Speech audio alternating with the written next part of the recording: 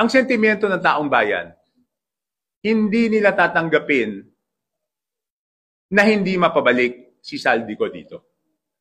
Dapat naiintindihan yan ng mga may kapangyarihan na pabalikin siya. Kasi pag dumating sa punto, wag naman sana na sabihin na kailangan na siyang pabalikin at hindi siya mapabalik. Huwag natin subukan yung pasensya ng tao. Sa tingin ko, doon na talagang magagalit ang taong bayan. At baka doon na sila magduda sa sinseridad ng investigasyon. Kaya nga, sinasabi ko, doon sa DFA, may kapangyarihan naman silang kansilahin yung passport eh. Ngayon, ang hindi ko maintindihan, bakit tila DFA o yung ibang mga nasa gobyerno ang nagdedepensa pa kay Saldico kung bakit hindi pwedeng kansilahin yung passport.